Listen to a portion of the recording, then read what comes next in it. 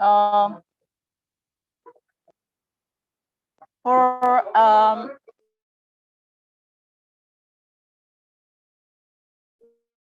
fellows from Indonesia, colleagues writing a list of summaries in English and vice versa. If you need help with posing a question or a response in English, please just reach out to me privately and through the chat room channel, and I'll do my best to convey the messages to the panelists.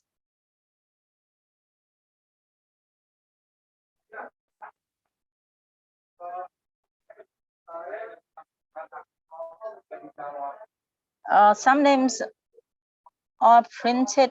There's one name printed in, I don't know what letter is this. Is it Chinese or Japanese or whoever you are? Thank you for joining and welcome.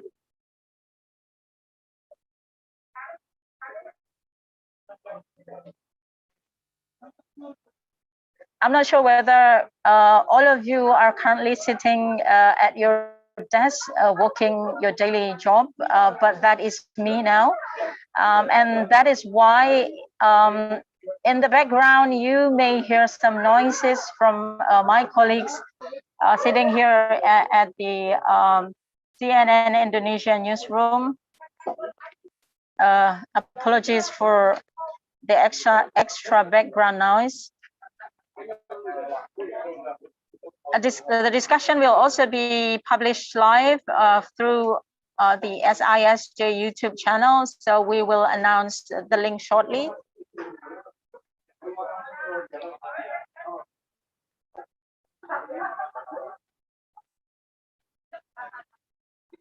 We are hoping to start the session at 16:00 on the dot, so that's about 3 minutes from now on.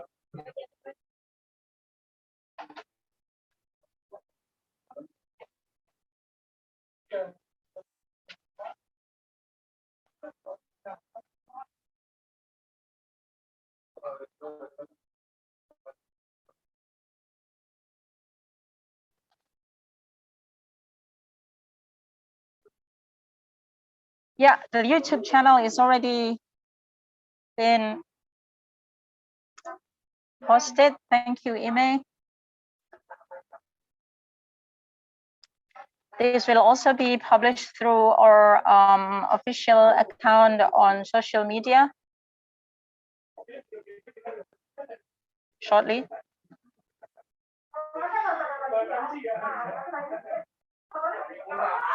Dina, are you there? Ready to take over? Yeah, hi, Mbak Dewi. Yeah, I'm here and I'm just checking all the speakers and some news coming, like Professor Jabari. He says that he can't stay until the final discussion. So yeah, all these technical things, I'm checking things out before we start 1 minute from now. Right. So maybe, yeah, so there will be like a switch between the arrangement of the speakers. So yeah, I think we're ready. There's Pa Ahmad here. There's one of the speaker. And also we have Irma Tambunan, journalist at Compass, who will also present her view in the issue. So I think we just start right at 4 p.m. Indonesian time. Excellent. Nice to hear that. Right. With that, I think I'll leave it to you, Dina, moderating the session. Best of luck, and everyone, ladies and gentlemen, thanks again for joining.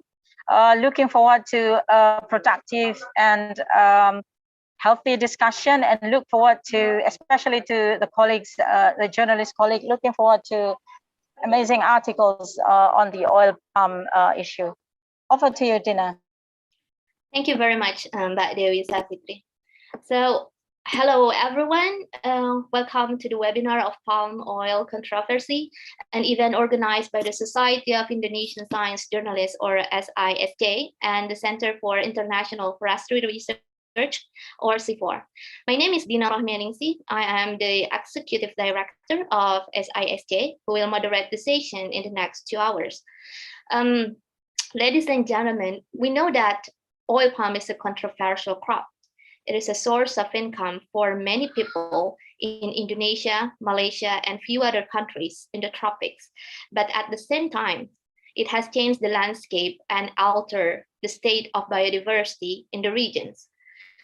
So we are here today to explore the various sides of the issue, to scrutinize the science behind this dilemma, and to listen to stories from journalists who have reported on the ground. So we only have 2 hours with 5 speakers, so it will be a very limited time. And I divided it into 2 parts. The first part is the scientist presentation. The second part is the journalist commenting on the research. So the scientist presentation, we have Professor Jabri Ghazal, a tropical plant ecologist at ETH Zurich. He will explain the complexity of palm oil research. What do we have and what is the gap? And the second is Pak Ahmad Dermawan. He is a researcher at SIFOR, specialized in forest governance, and he will explain to us the sustainable palm oil condition, you know, what happened on the governance on the ground, what are the challenges and solutions. The third is Eric Maillard. Eric Maillard is the chairman at IUCN Oil Palm Task Force, and he will explain about the need for comparative study on vegetable oil crops. So after we hear about this scientist presentation, we'll hear stories from journalists.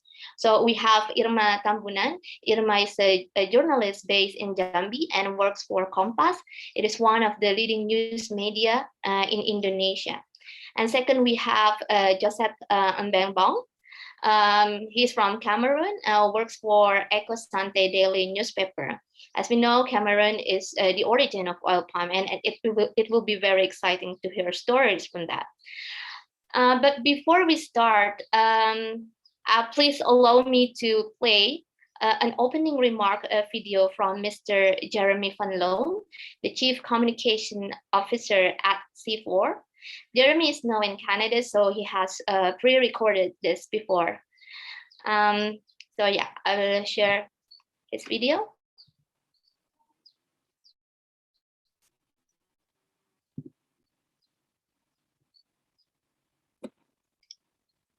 Hello and welcome. Thanks for joining us today. My name is Jeremy van Loon, and I lead the outreach and engagement team at SIFOR-ICRAF. As a former journalist, I always look forward to these workshops. We have a long tradition at SIFOR of working with journalists and sharing our research. Now more than ever, journalists provide critical work, both to society and to readers at large.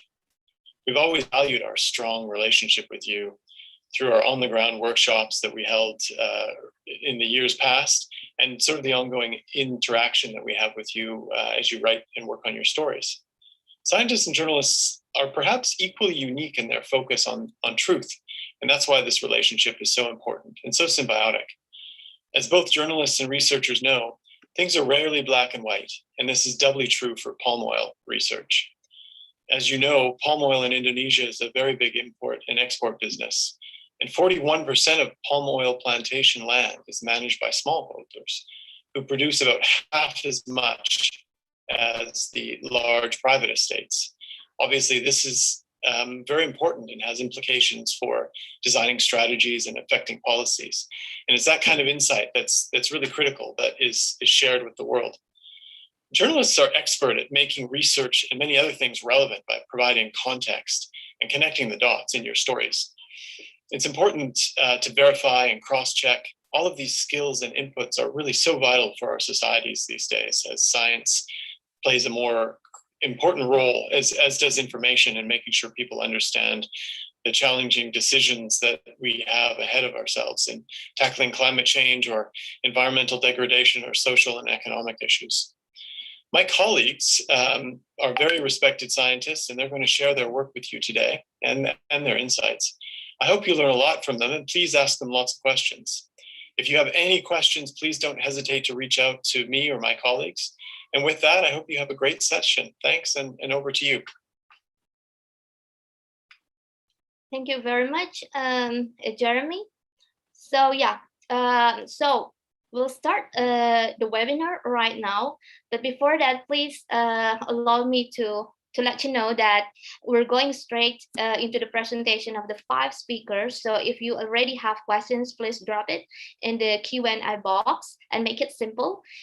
So we only have 2 hours. And now we'll start with Professor Jaburi. Are you there already, Professor? Yes, I'm here. I'm here. Hi, Professor. So yeah, thank you very much for sparing your time in talking to us. So yeah, we would like to hear about the complexity of palm oil research. What is the gap? What do we have? And we would like to hear about your research specifically in oil palm adaptive landscape. So yeah, I leave it to you. So firstly, thank you very much for the invitation. I'm very pleased to be here, and it's great to have an opportunity to talk to fellow scientists, but also journalists to discuss our work.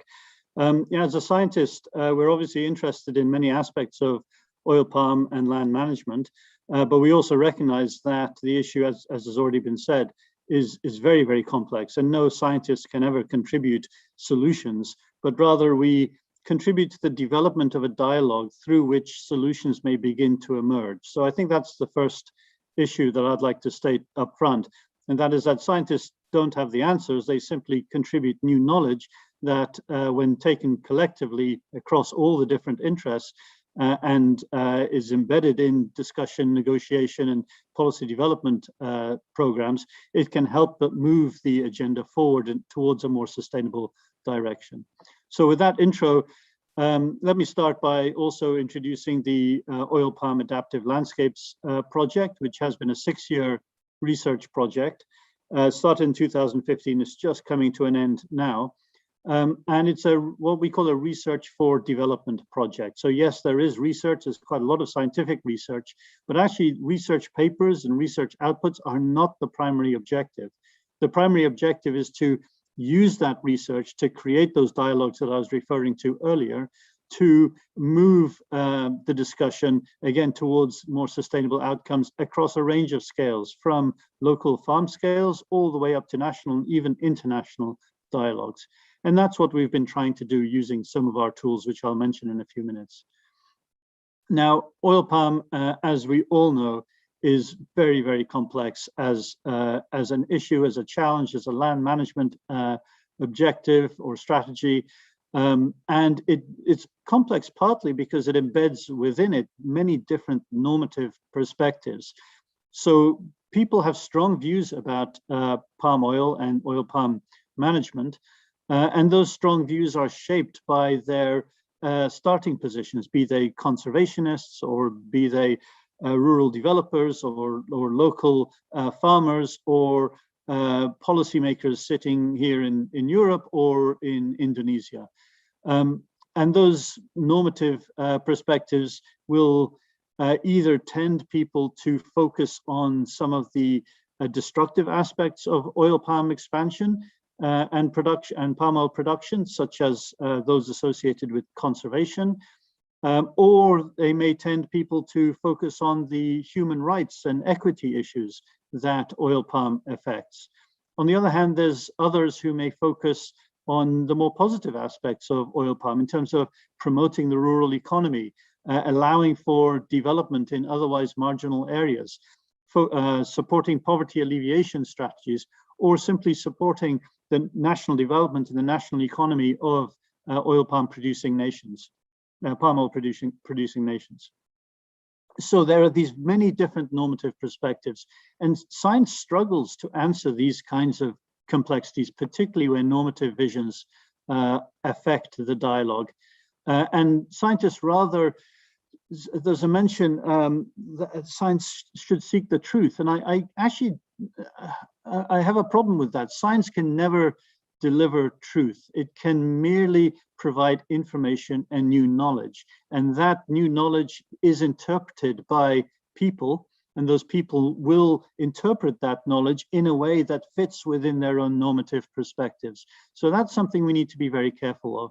But science can at least provide information, and then it's up to people to think how they interpret that information and where to place emphasis. And the role of the Oil Palm Adaptive Landscapes project has been very much to have that at the forefront of our minds.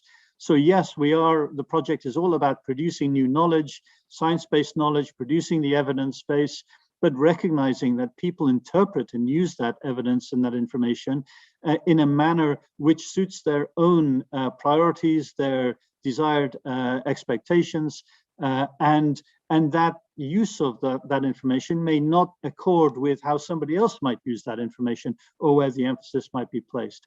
So in our project, we take our science, so to speak, one step further, and that is to use the science to build models through which we can explore decision-making processes.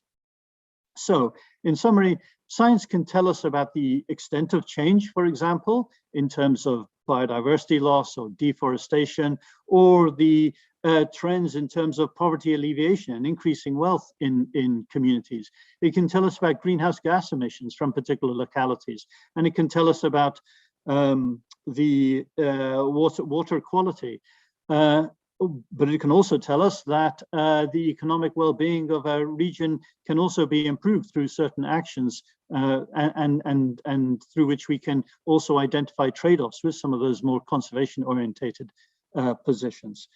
But what it cannot tell us is how those data are used. So in our project, we've gone to another level where we embed all this information on patterns of change, on processes of change, and we embed that into a model. And as scientists, we're very good at taking information from many different perspectives, working with complexity, and then turning that complexity into a model. And what a model is simply a simplified representation that is amenable for further exploration of the complexity that exists in front of us. None of us can deal with all the complexity that we face. So we use models to simplify that, to allow us to explore that complexity in a simplified format, but in a way that allows us to make progress in terms of new developments, new ideas, and new strategies for the future. So what are our models? Now, typically when you talk to scientists and they talk about models, they're talking about mathematical models, they're talking about computer-based models, and these are often black box models for many people. We don't understand what sits behind the models. We simply put in input variables. We say, yes, we want to put in a road in a particular region, and we want to explore what the impacts of that road might be on biodiversity or on human development or on new market opportunities.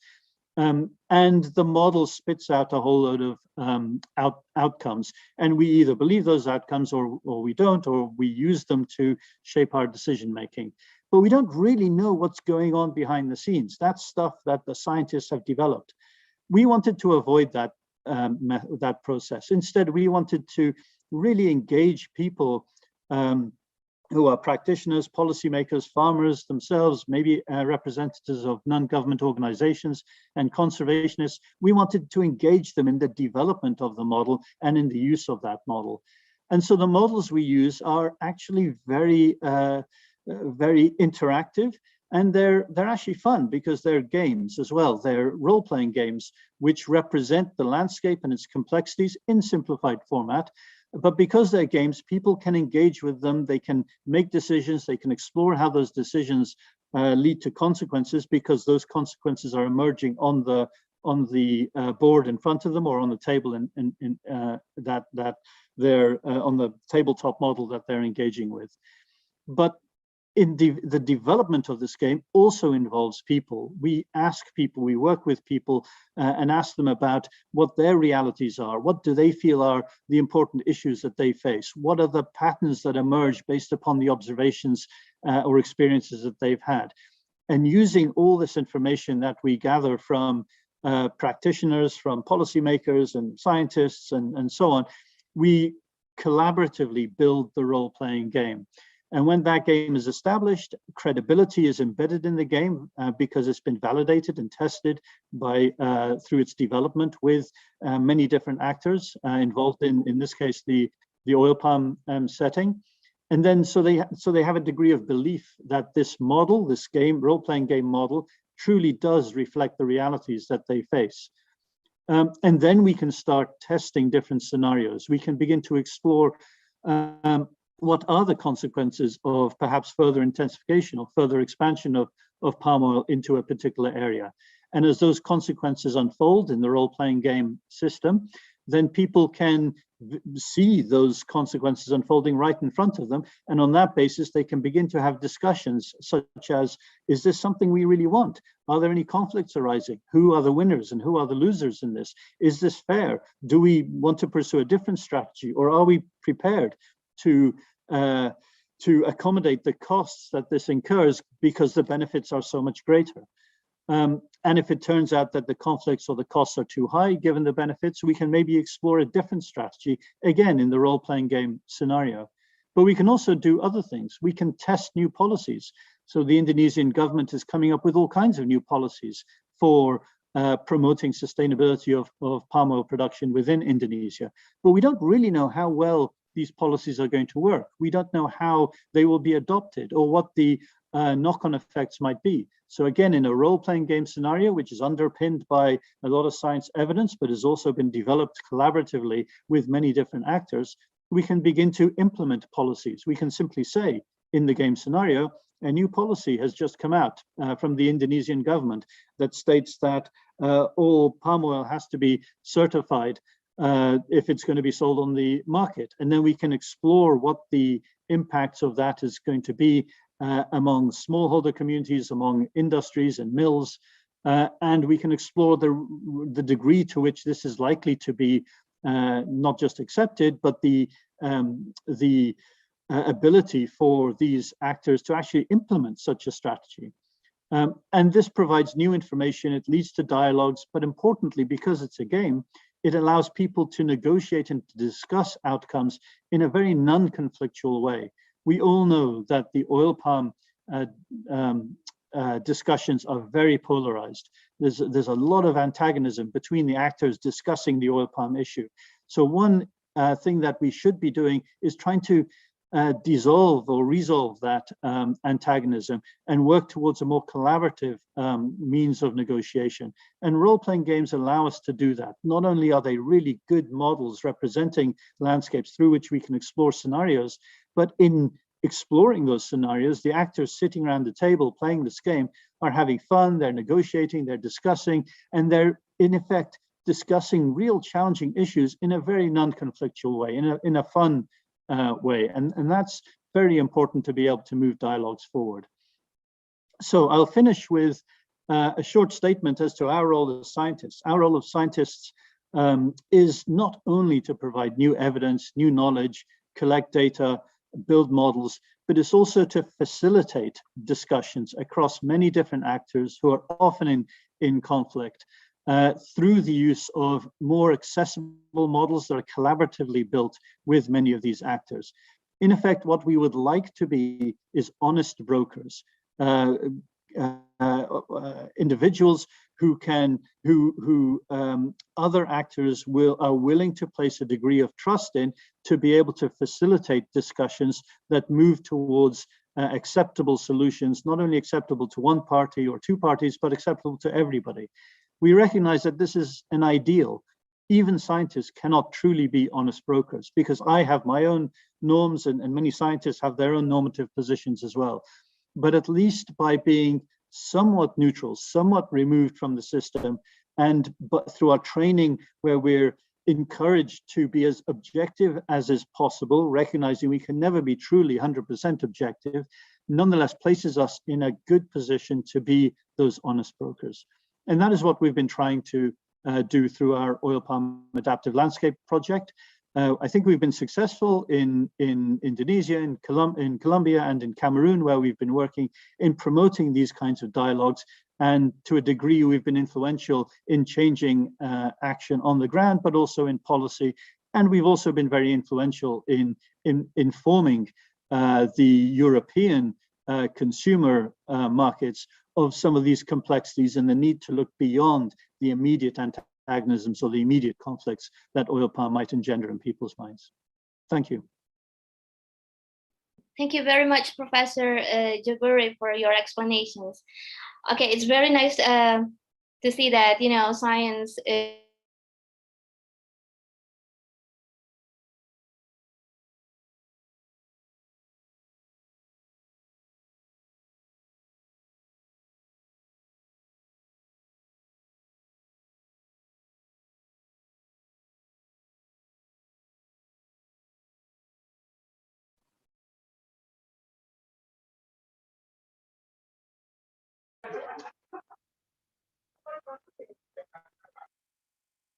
Okay.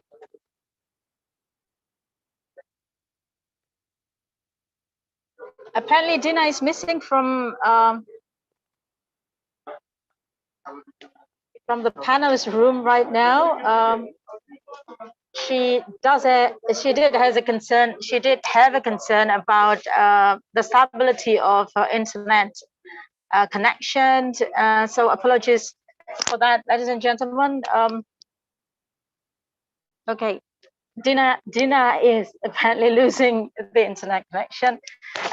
Thank you, Professor Gozal, for that presentation. Very eye-opening, especially in the sense that you use a role-playing model to get the insights from what's happening on the ground. Before we get into the Q&A session with you and other panelists, I would like to invite other speakers first. Pak Ahmad, are you there? Yes. Pak Ahmad Dermawan will be presenting next. So I'll leave the session to you, Pak Ahmad. Thank you, Mbak Dewi. Let me start. So thank you for the opportunity to present in this session. My name is Ahmad Dermawan. I'm a scientist at the Value Chain Finance and Investment team at CIFOR. So I would like to present the work that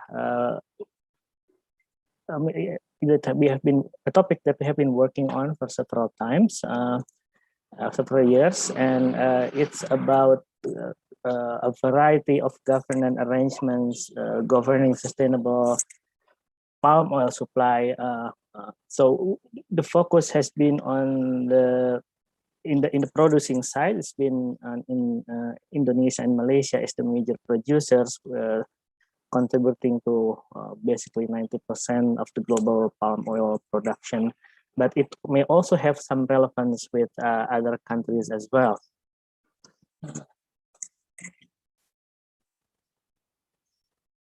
Yeah. So basically, the oil palm sector has been dealing with three major sectoral performance issues here.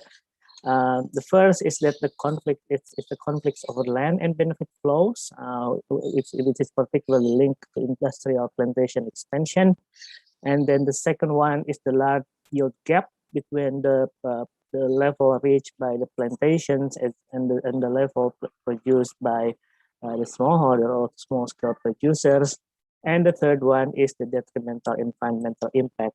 I'm not saying that there is oil palm doesn't contribute to the economic development, as has been both at the macroeconomic level about the contribution to export and both at the subnational regional economic level with the potential contribution to regional GDP, as is some of my earlier studies show in some regions in Indonesia. But the focus here is about how different governance arrangements have been working towards resolving these three sectoral performance issues. So I would start I would also go on with the mentioning the concept called regime complex, which refers to a variety of state and private regulation which aim to address these performance issues. So it's simply defined as parallel, overlapping, and competing initiatives that are not combined into a single hierarchical system where one regime is not above the others. It has three manifestations. So the first one is a wide-ranging policies and regulation developed and implemented by state and non-state actors of a combination of both. And then the differences in scalar focus from the lowest to the global level, and the difference in the types of environmental, social, and economic issues that are prioritized under this regulatory framework. So when they are relevant, I also place there some publications or articles that you may want to refer to as a follow-up reading materials. So we came up with 3 questions. So what are the first is what are the elements that characterize the policy regime complex that governs the palm oil sector? And the second one is what are the main interactions that affect the performance among this region complex? By interaction, I mean, I will say in the next slide.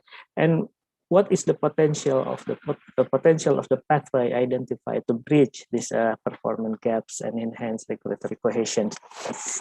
So and then I move on to, I should the interaction here.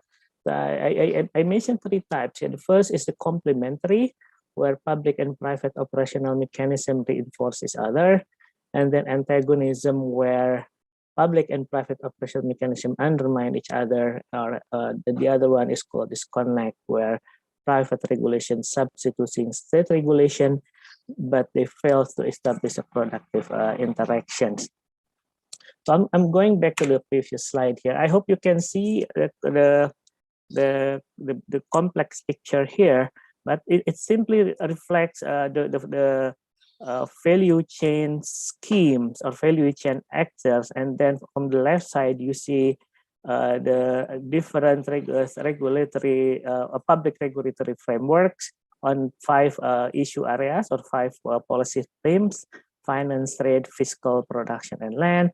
And on the right side, you see the private standard or private regulation or self-regulation that focus on 4 areas such as principles, pledges, and commitments, codes of conduct, and voluntary standard system.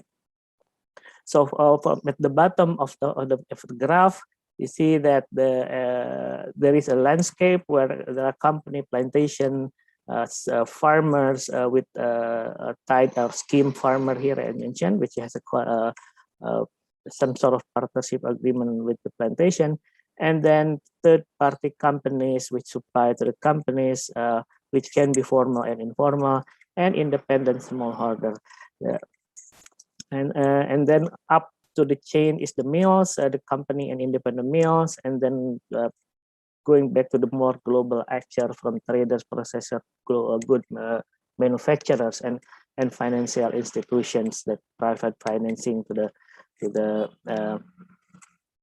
especially to the large actors. And then the type of state regulation on the left is from the production and land side is the mandatory palm oil regulation. In Indonesia, it's known as Indonesian sustainable palm oil. In Malaysia, it's Malaysian state palm oil. I think Thailand is also has one, and I hope perhaps the other countries as well. And then there is an element of fiscal from the export tariff that is employed by the Indonesian government, and the fund is grouped in is pulled into called a CPO fund. And then from the BIOS regulation, there is a regulation from the consumer countries such as the EU Renewable Energy Directive, for example. And then the on the finance sector is the regulatory framework that mandate the sustainable financing practices to financial institutions. On the right, we know that the major sustainability driver for in the palm oil sector is certification system, driven by led by RSPO and ISCC. And there are companies has its own sustainability policies, which a lot of them have now termed into a term called no deforestation, no peatland, and no exploitation, NDPE. And then some companies or a group made zero deforestation pledges, such as the Consumer Goods Forum, the New York Declaration on Forest, the IPOP, a group of 6 companies which has NDPE policies. And there is an example of this group called Sustainable Palm Oil Manifesto. And then on the top of the right, the principles of responsible investment. Some example is Equator Principle and the SCC, which is soft commodities something. So we see that in the sector there's been a complex and a variety of regulatory framework, both public and private, that regulate the actors along the value chain in the palm, so both in the from the land and then from the palm oil and then its processing or derivative products. Now, what are the governance interaction here in the finance? So I look at the 5 areas on the left panel here: finance, trade, fiscal, production, and land. So what are the interactions there? So the disconnects in the finance area is that the public funds are completely not completely aligned with the private sector attempt to support responsible lending to stimulate a smallholder adoption to public standards. And then in terms of complementarities, and there is a growing trend that the policies adopted by the financial institution are now being internalized by the commercial banks in the key producing countries, and stimulated by state regulatory bodies. For example, in Indonesia, there is OJK, or the Financial Service Authorities regulation on sustainable financing. And then the antagonism is that formal processes to integrate ESG, the environmental, social, and governance criteria within the banking system, is in conflict with widespread domestic bank and informal local lenders, which do not consider those criteria and mostly target sustainable plantations. Now, the second issue area is on the trade. The disconnect is that the import policies adopted by consumer countries do not rely on state mandatory system. So the mandatory system created by Indonesia and Malaysia, for example, are largely not accepted or acknowledged by the policies of the importing countries. And then the complementarities is that the companies, the consumer countries adopt import policies that rely on voluntary system standard to verify that the supply originate from sustainable sources. And the antagonism is that the transnational consumer goods set market constraints that in conflict with the national interest to expand the palm oil sector, and by expansion, it has been focused on expanding land. There is, of course, policies that aim to increase productivity, but to a large degree, that effort have not been effective to achieve its target. And then on the fiscal, so the palm oil, the disconnect is that the palm oil taxes that is collected and are only partially channeled to support sustainable supply in the producing district. There was a discussion about last week, a week or two or so, discussing to what extent the palm oil revenues go back to the producing district, and that has been. The amount has been minimal in the case of Indonesia, where the major palm oil related revenues that go back to the district is only directly in the form of land and building tax. That could be other from other taxes, but it goes indirectly through the state budgeting system and allocation. And then in terms of complementarity, the public funding target resources to support improvement to smallholder yields. I think in Indonesian case, there is an improvement of increased allocation to support smallholders, for example, through replanting programs that are in line with the company's efforts.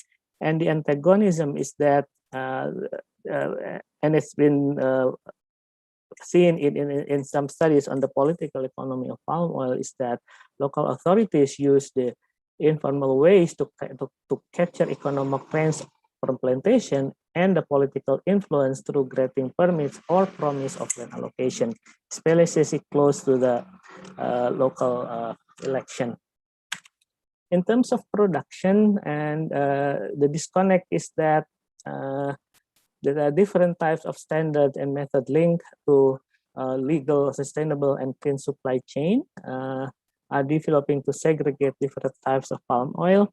And then the complementarities are that the private sector adopts codes of conduct and sustainability policies that rely on private standards and make some ambitious efforts towards delinking supply from deforestation, while the antagonism is that the state regulation contradict the private sector attempts to comply with zero deforestation pledges using the sovereignty, smallholders, and anti-monopoly arguments. And on terms of land use, the disconnect is there has been lack of communication between national and subnational level over methods adopted for setting aside conservation areas. In terms of complementarities is that land lease regulation pay increasing attention to method and criteria to protect forest and peatland. And then in terms of antagonism, that land finance and service provision occur formally and informally, which make regulating them or a real coal supply would be more difficult.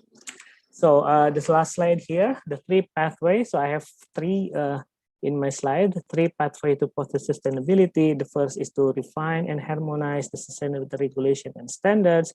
I mean, there has been an increasing what I call convergence, where existing regulatory try to improve and nearly converge to each other, while still leaving some differences. RSPO, for example, to cope up with use or issue the RSPO next as like 6 years ago or so to close the gap with the no deforestation commitment. And then ISPO has been strengthened, and RSPO also has been renewed with the 2018 or 19 PNC. And the second one is that the enhancing business model to enlarging productivity and smallholder inclusion. That's been the case in several areas in Sumatra, Indonesia, for example, where there's been a strong partnership between companies and smallholders facilitated by NGOs or international organizations. And the third one is reconciling value chain approaches and land-based intervention, for example, through the creation of multi-stakeholder groups in some areas in Indonesia, such as in for example, Central Kalimantan or South Sumatra, or I think West Kalimantan as well. So I will stop here. It goes more than the time allocated. So thank you. Thank you very much indeed, Pak Ahmad Darmawan. So yeah, it is indeed complex to say the least. Yeah, I record here there's at least finance, fiscal, production, and also trade. And we look forward to a discussion about this later on. Ahmad Darmawan is a researcher in the Forest and Governance Program for CIFOR. So it will be, I think, quite exciting to ask him about the aspect on such matters. And so next, I would invite Eric Maillard.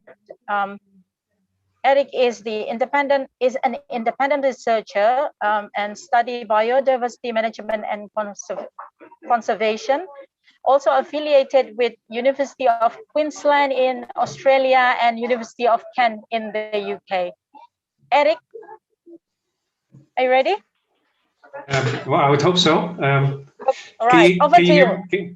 You can hear me okay? Yeah, I can hear fine. Also, a little message from Dina. Apparently, unfortunately, Dina has a problem with the internet, as is common with us all across the continent, all across the archipelago in Indonesia. And so hopefully she will be back shortly. But until then, I will be over with moderating. Eric, over to you. Okay, well, hope to see Dina soon. Let me share my screen for a short presentation. And there we go. Can you confirm that you can see this all fine? Is that okay? Yes.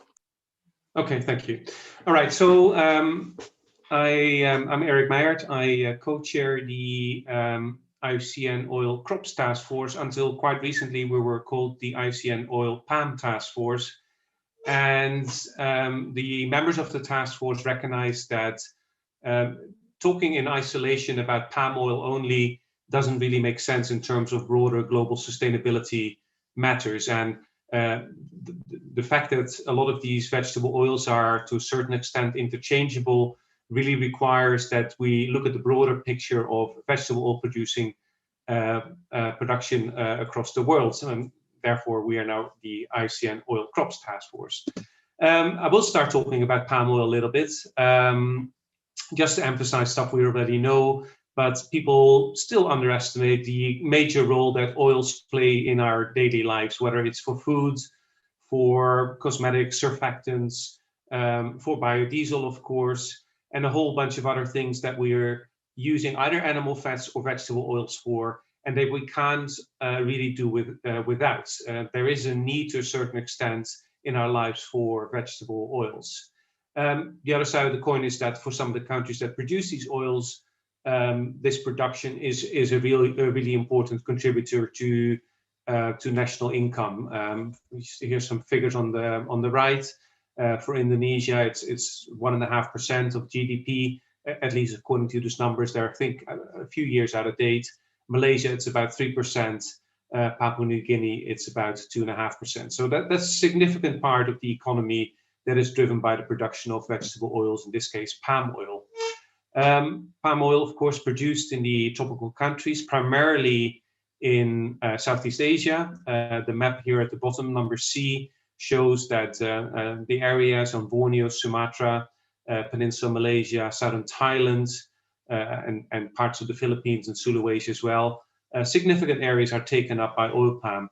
These maps are derived from a paper that we published late last year, which is the first paper or first study in which we globally mapped at high resolution all planted oil palm, except any oil palm below 3 years of age, because we just can't detect that reliably enough, and except oil palm grown in kind of mixed forest, agroforestry type settings, as is, for example, very common in Western Central Africa.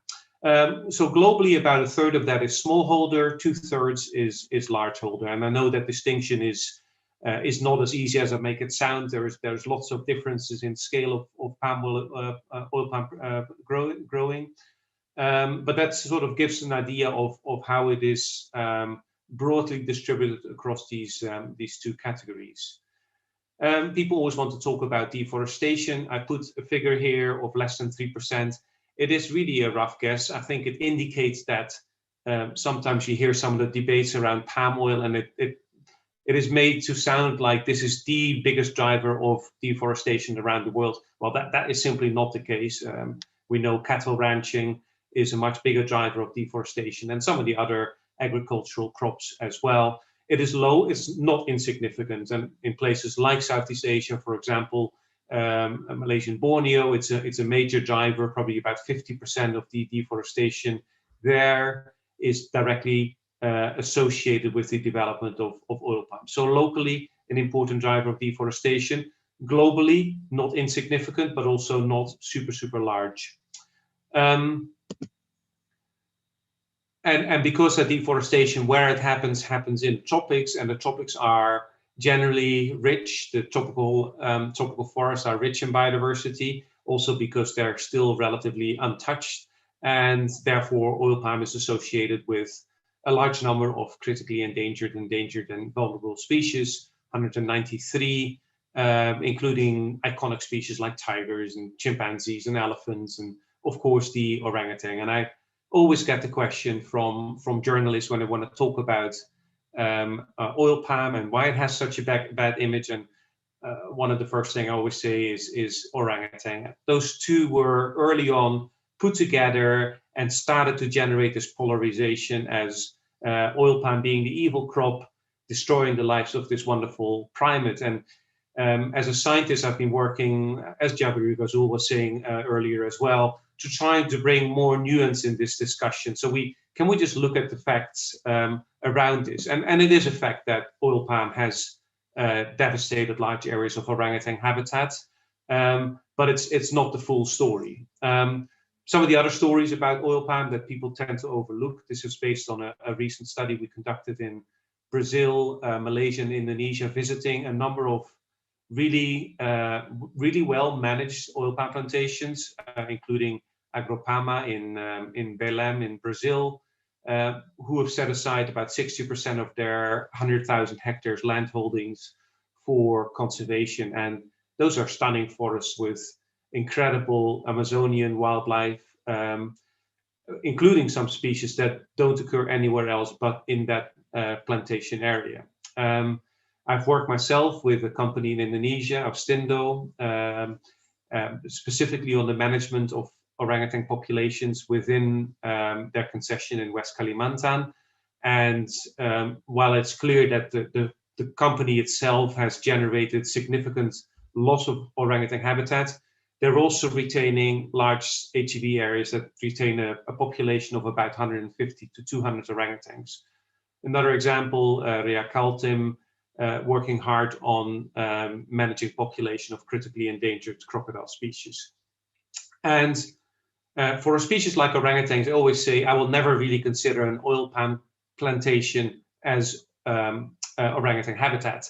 Nevertheless, orangutans move through these landscapes that contain natural forest patches and oil palm, and it's part of the larger landscapes that orangutans can use if we don't harm, hurt, or kill them. And in that respect, I think oil palm is increasingly going to be recognized as also playing a role in managing these multifunctional landscapes that are not just used for conservation, but also for production. And in that respect, it's noteworthy that some of the companies that we look at, or the companies that we looked at, spend about $6 to 53 per hectare per year on the management of their HEV areas, which is significantly higher than governments in developing countries spend on their protected areas, which is about, at least according to a study in 2004, between $5 and $3. So I think whilst we need to recognize that oil palm has negative impacts on the environment,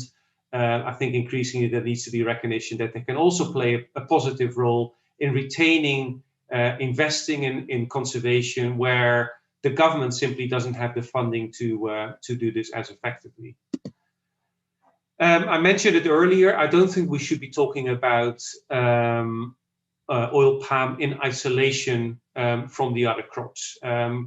Of course, each oil produced by the different crops, coconut, groundnut, oil palm, olive, rapeseed, soybean, sunflower being the major crops, is slightly different, has different chemical characteristics, different end users, but there's also a lot of interchangeability. And this is a point that we've been pushing because ultimately, and I'll come back to that in the next slide, we really need to carefully look how we're going to meet future demands, especially if it's growing demand for vegetable oils, without, while having the minimal impacts on environments and the maximum socioeconomic benefits.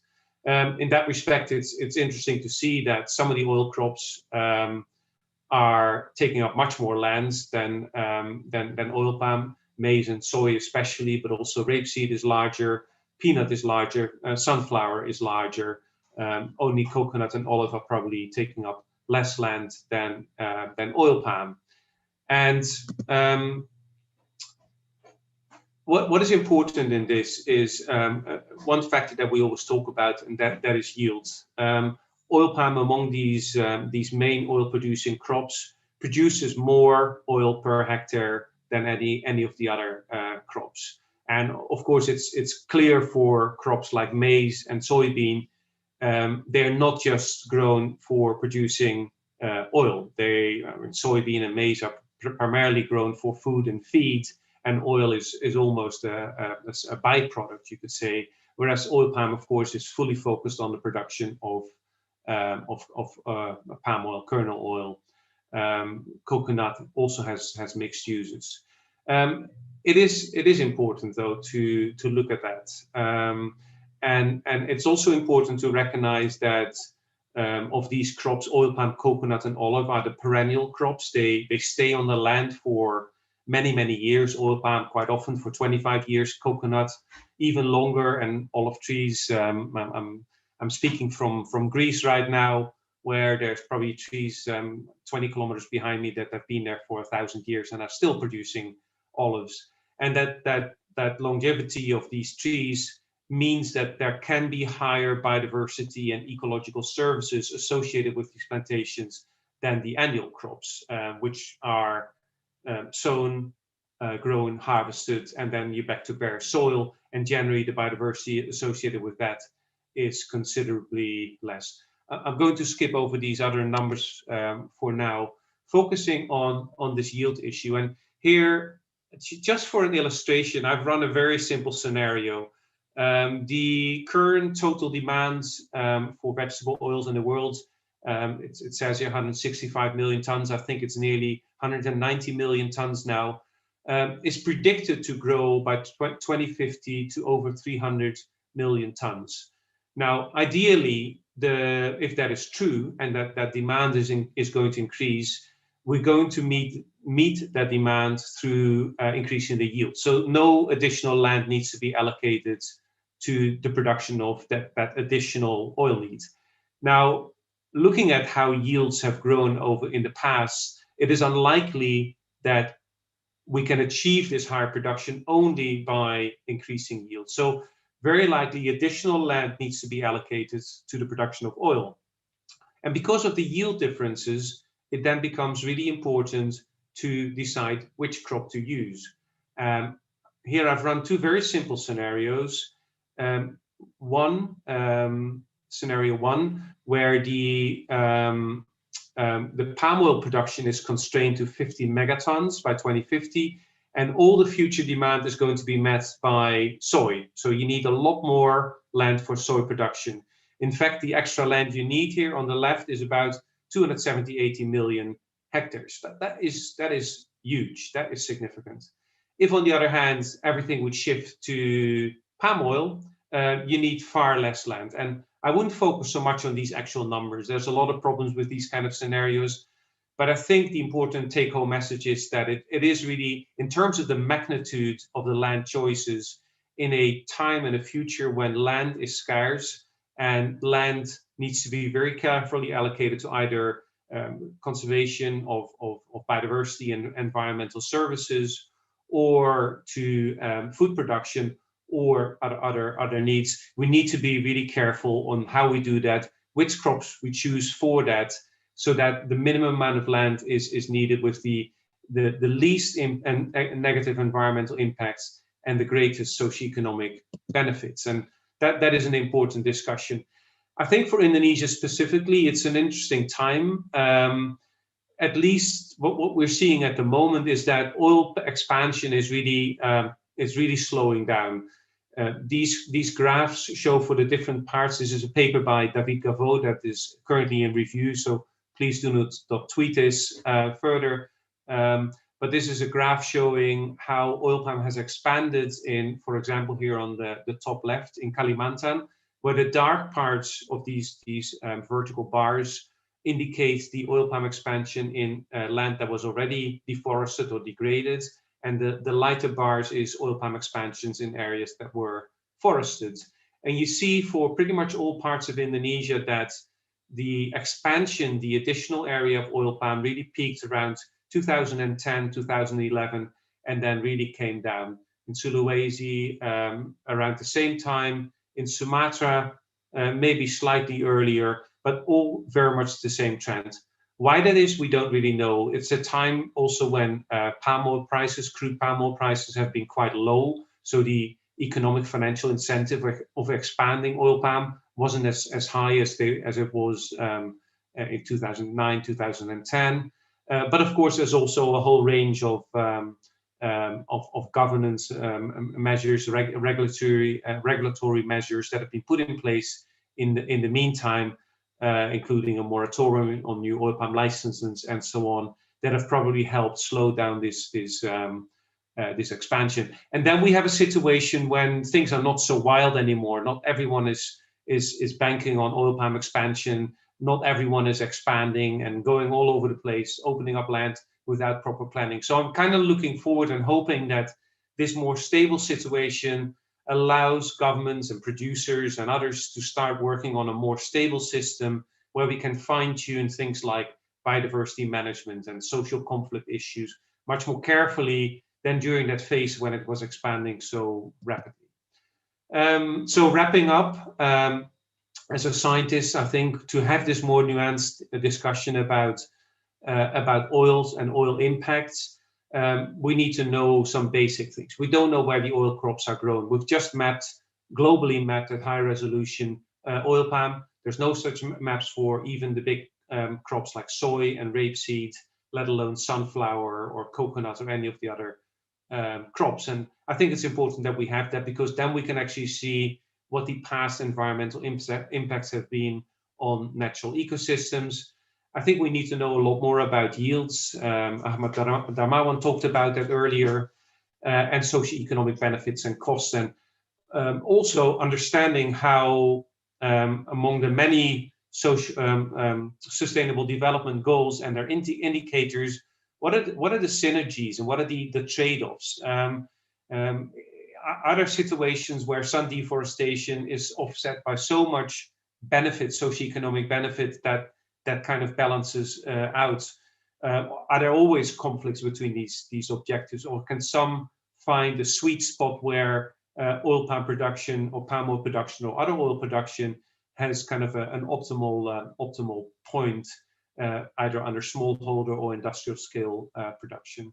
And I think that information is needed to really much more objectively inform both the consumers as well as the people that decide ultimately how this new land is allocated to future production, how current land is managed for sustainability. And I think science does play a role in, as Jaburi was saying, in this facilitatory role as knowledge brokers between the different parties that are involved. And indeed, they're still quite often polarized parties with very strong opposing opinions. And I try to do my best to help and give some nuance in this heated debate. I think that wraps it up. Thank you very much. Okay. Thank you very much, Eric. So it's me, Dina. So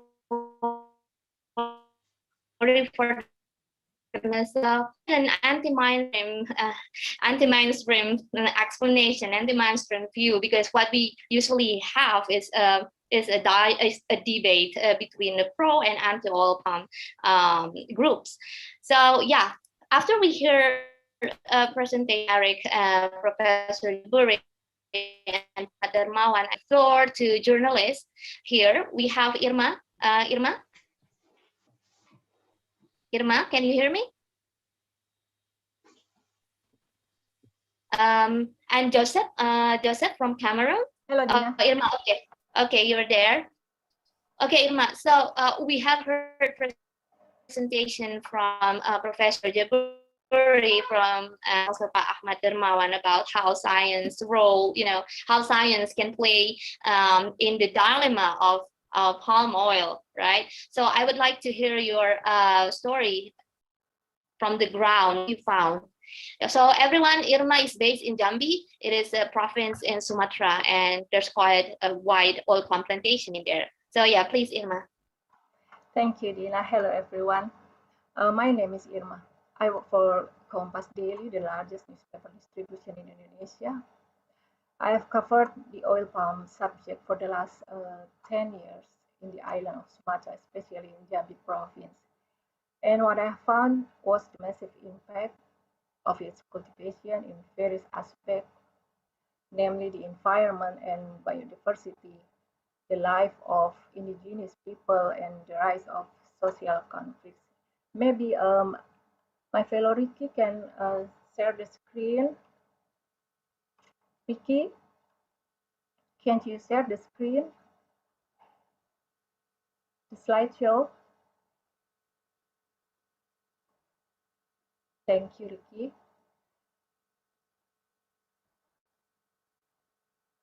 Okay, the first slide. So Sumatra is a tropical rainforest with the highest biodiversity, but forest clearing for oil palm plantation began to become massive in the last 40 years, not only in Jambi, but in almost all regions in Sumatra and Borneo Island. Oil palm came in along the transportation program and infrastructure development, such as houses and roads. Next, Ricky. All were massive in a wide scale. You can see in the left side, kids can play freely in the forest, and in the right side, Tumenggung, one of the leader in Orang Rimba community, showed their home became a plantation right now. So when plantations were built, what is the impact on natural life? I will show you a short video while I was talking. Wait a second.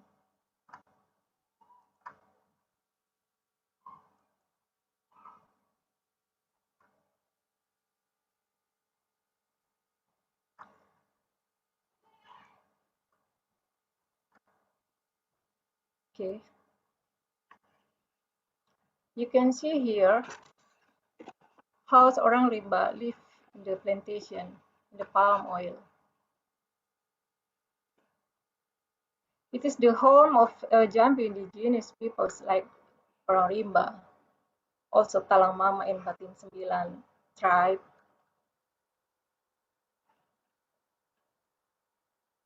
In terms of the life of indigenous community, the Orang Rimba in Bukit 12 are the worst affected by oil palm plantation, because more than 50% of their living space has been converted into oil palm monoculture.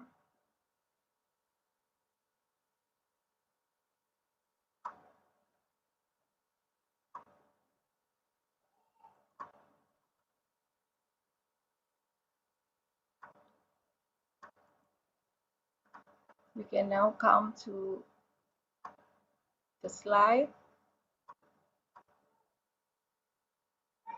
Vicky, can you show again the slide?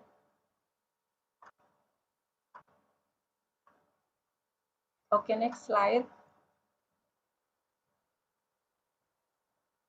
We can see in the slide deforestation keeps widening, encroaching the outer layer when inside.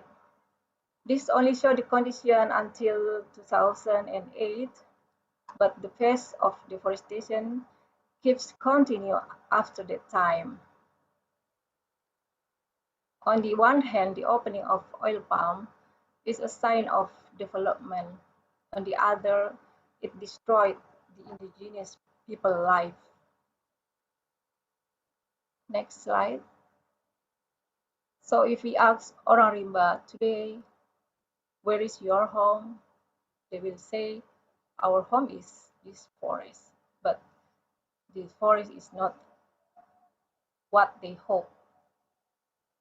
Forest is a living space as well as building culture, but it's largely gone now. Next.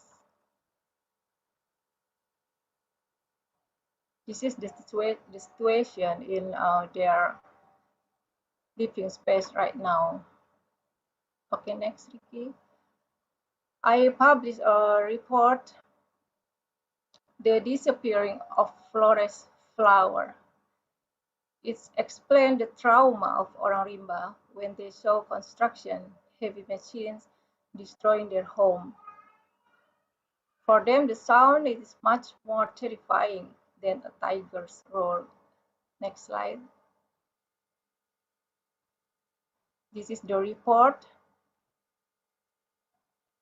In the past, they have their own way to cure disease. For Orang Rimba, various types of plants in their jungle are the source for medicine and food, also to support traditional rituals.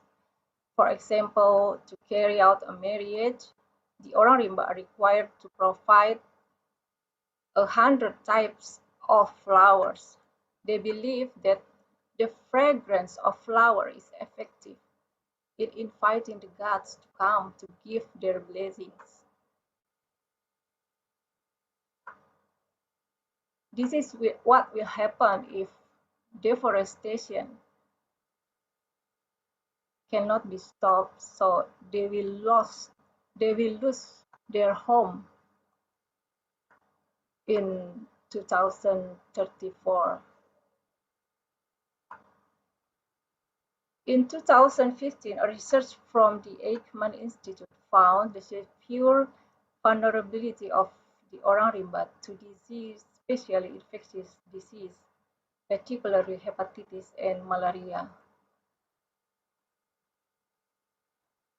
Next, so this is the conclusion about their life.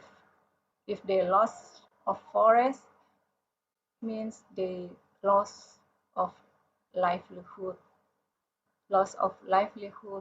chronic food insecurity, health problems comes to malnutrition. This is the other thing for our concern when it comes to oil palm plantation. This has happened in 2019. Oil palm plantation is the close proximity of oil palm and illegal encroachment, namely from the practice of opening the plantation by land or forest burning. Why burning? Because burning is considered to be the most economical when compared to clearing land by other methods. Without burning, farmers need to allocate more funds to heavy equipment rental. Or if they clearing the land by traditional food, it will take too long for them. So burning for them is considered the fastest and the most economical. Next. But the hard truth is that land fires don't occur only within small owners' plantation, but also in corporate oil palm areas. This is what happened in the corporate oil palm areas. The corporations want to save costs by burning the land. Also, it can be because previous oil palm seeds already on the ground were considered of low quality and needed to be replanted. Then they decided to burning because burning helps the process by a lot cheaper.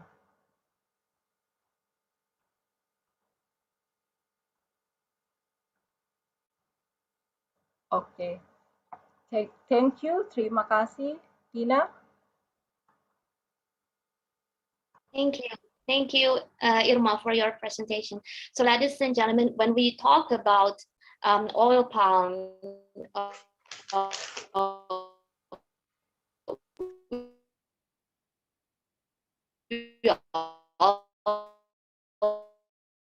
always talk about mostly the micro level, in indigenous people, in the level of indigenous people. So we could see that. So this has contributed to the complexities of oil palm issues. So I would like to invite Joseph Bengbong from Ecosante newspaper. Joseph, are you there? Hello? Hi, Joseph. Hi. So yeah, can you turn on your video? Yeah. Okay. So yeah, just like we just heard from Irma about the impact of palm oil in Indonesia's indigenous community, the Orang Rimba in Sumatra, and how the oil palm has changed their homes, the landscape. So what's the situation in the Cameroon? And besides biodiversity, can you tell us a bit more about the crops' impact on the economy of local community in there? Yeah, thank you for invitation. I'm Joseph Memontian, journalist, editor of Daily Eco Santé in Cameroon. I'm national president of AJC pour Santé, the Science Journalist Association in Cameroon. Concerning the situation of palm in Cameroon, it's important to point out that the first industrial plantation were established in 1907 under German colonial administration in the coastal plain around Mount Cameroon and Edea town. The cultural was developed under the Franco-English regime until 1960. The production they been estimated at the 500 tons. After the independence, the government of Cameroon took control of the production with the creation of public company such as Société des Palmeraies, which would later become Socapalm after cession to the private sector, palm oil and CDC. Palm oil production comes from three types of plantation: agro-industrial plantation, supervised village plantation, and traditional village plantation, where nearly 100 hectare products are run of palm oil. The rural sector development plan of the government of Cameroon proposed an increase in the palm oil production from 300,000 in 2005 to 450 in the 2020. The increase will be achieved by increasing the area under plantation and increasing yield of the oil production extraction. Palm oil is a very controversial issue in Cameroon. Many conservation practitioners, scientists, and much of public considered it to be one of the greatest threats to tropical biodiversity. Many other specialized palm oil producers, government, and community living of their cultivation benefit from high agricultural and financial returns from these plants. There be four different views of interplay with sustainable land use of palm oil. The current role on the sector includes the combination of the three phenomena, namely the started with the government to support the growth of the cultural sector, the spontaneous development of village plantations, and the deployment of agro-industrial plantation. The total areas of Cameroon plant growth in estimate in 1911 at the 170 hectare, including 70,000 hectares of industrial plant growth.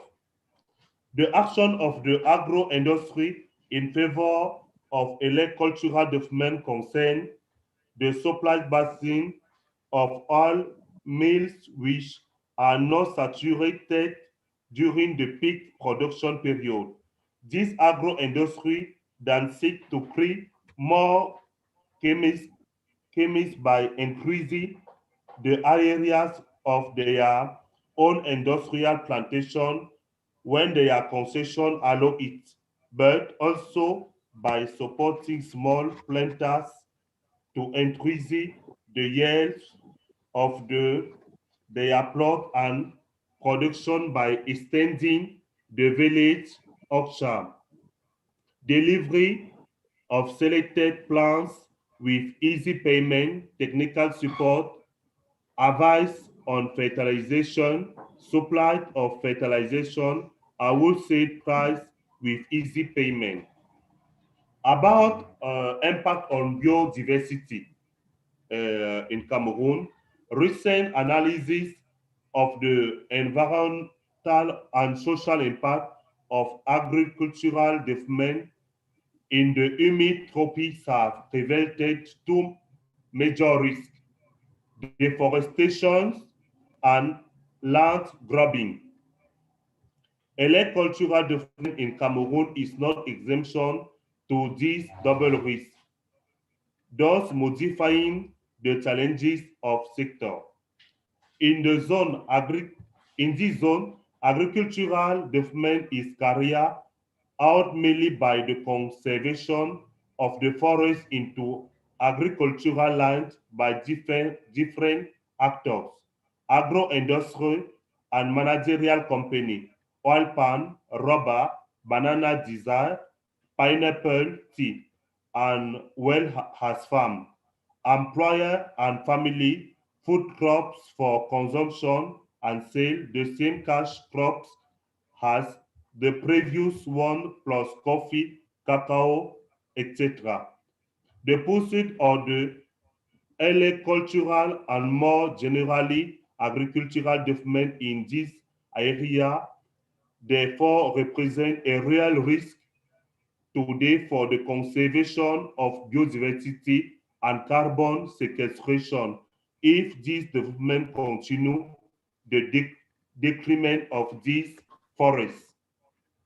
Among the negative impact of the development of oil palm plantation is what mentioned need. The disappearance of forest.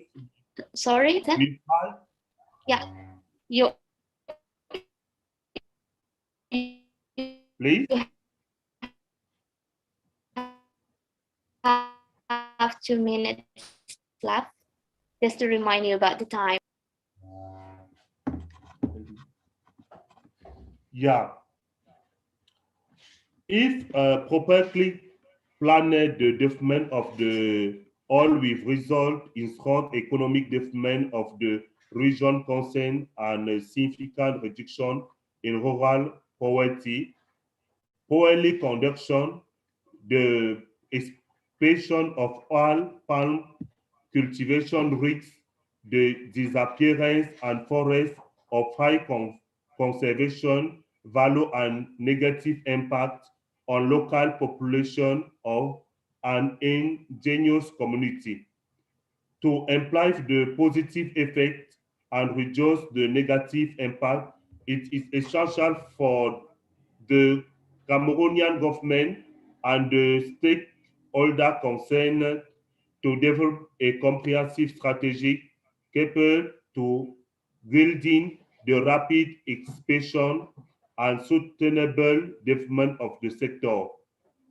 To this, it's necessary to engage as quickly as possible all the actors, government, company, local community, national and international non-governmental organizations to develop a preventive strategy.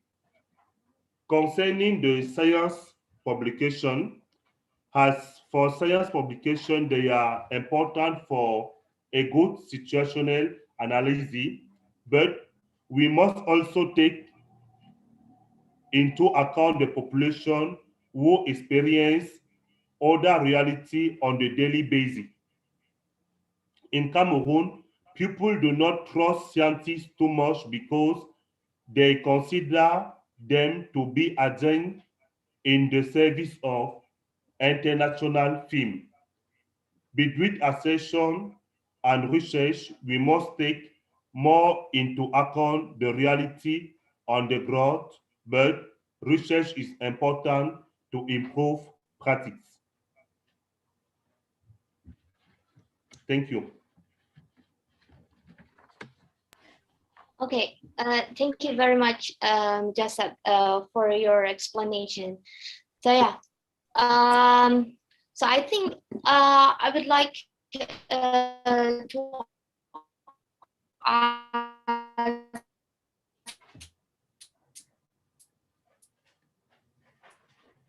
both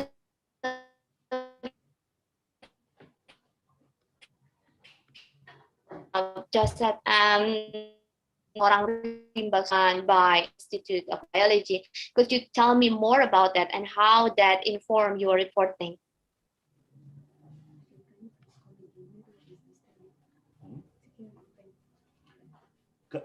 Can you repeat again? I don't understand very well. Network.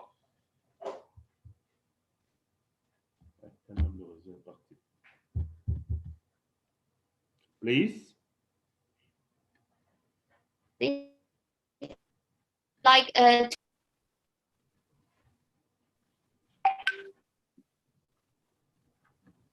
okay, Joseph? Yeah. Yeah, did you hear my questions? Yes. Yeah, so what is the role of science in your oil palm report first, and then I go straight to the questions for scientists.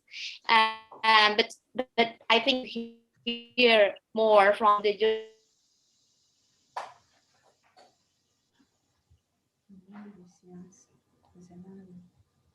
Dina, you may need to turn off your camera because it's very hard to understand you. See if that improves the link. Yeah, I'm just that in Cameroon the population don't the population not consider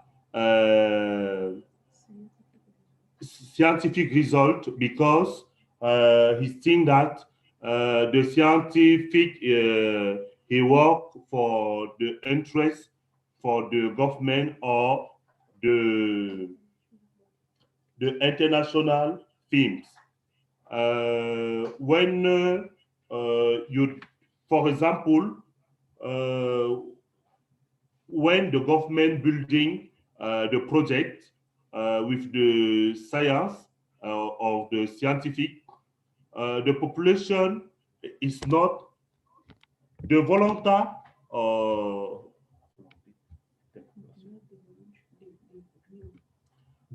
He not take the volunteer the will of the population. That is the real problem in Cameroon.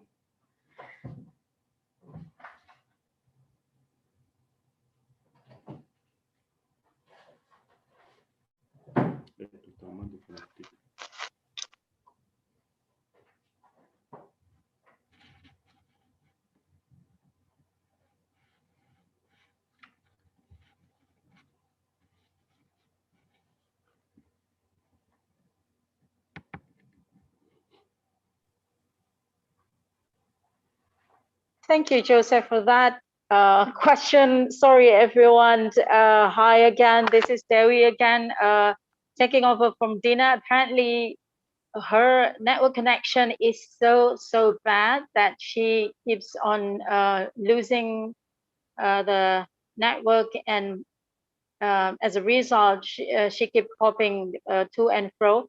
But in the meantime that she's not here, I'll be playing the moderator for a while. So with that question answered, we have all the panelists given their presentation, and also to journalists both from Cameroon and Indonesia. And we now will go to the Q&A. First question, probably it's not a question instead of more of an invite. It's from Chen Shan Lim. We are currently in a research project and study on a circular economy framework for oil palm and regenerative agriculture building on successful use cases of upcycling of palm oil biomass, and what percentage of current palm oil industry in Indonesia and Malaysia in terms of palm oil mill sites that practice such circular economic models. He or she can be reached for more detail at this email address, and would like to explore the current model with either Professor Jaburi and other panelists. I think this should go to Professor Jaburi and Eric, if you both would like to address the question, please.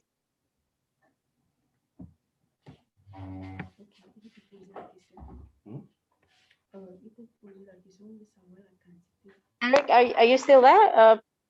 Yeah, could you go on with the response first? Thank you.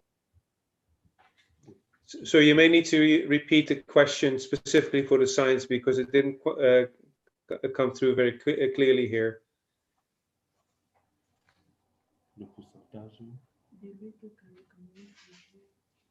Could you repeat it, Dewi? Yeah.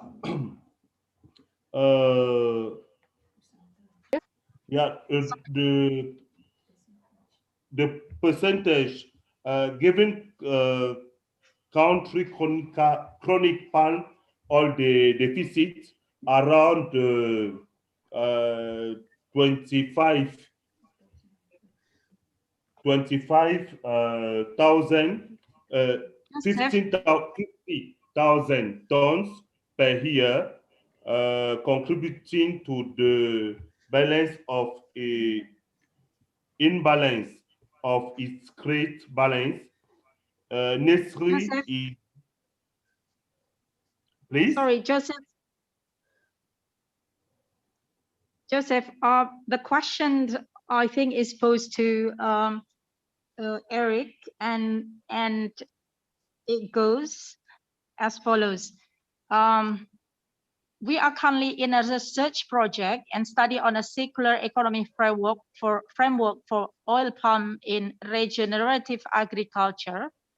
The question is, what percentage of current palm oil industry in Indonesia and Malaysia in terms of palm oil mill sites that practice such circular economic models? Can you hear that clearly, Eric? Yeah, that came through okay. I'm not quite sure I have an answer to that. So this is about circular production, sustainable production. I think that what they might more apply to the situation in West Africa, maybe in Cameroon, where certainly smallholder and traditional, as Joseph was saying, production of palm oil is in mixed forest settings, agroforestry type settings with. But if you look in monocultural type settings, I don't think people have been working on regenerative agriculture. Jaburi, correct me if I'm wrong or I misunderstand the question. Do you have an answer there? Yeah.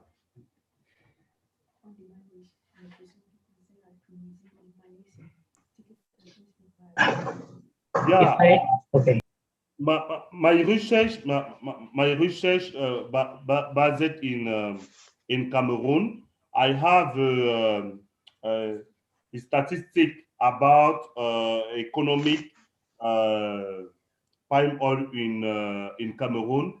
I don't have the statistic and Malaysia or the West Africa.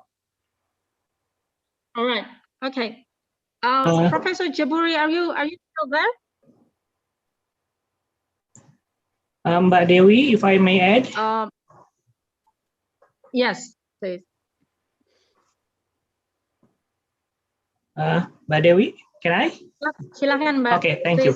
So for Chen Shenlin's question, I think I may share the same answer with Eric, is that if you ask for the percentage of current palm oil industry or mills in Indonesia, in Malaysia that practice some circular economic models, is I don't know, to be honest. we're working with in a province in Indonesia called Kalimantan a few years ago in 2018, and by then, out of 80 palm oil mills in the province, there were 5 mills that have used palm oil mill effluent or POMI as for biogas. So it's the percentage is I mean, if you take that percentage, is quite low, like 20 or 5% or 6% in Indonesia. One of the reasons being the heavy, the high investment costs to set up some facilities to process the palm oil effluents to become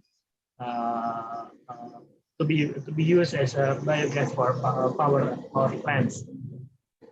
Having said that, I think the Indonesian government has set up regulations on that, saying that in the 2014 law say that the companies might provide facilities and infrastructure that may, in the form, among others, is the waste treatment and the methane capture and the production of fertilizers from the empty fruit bunches.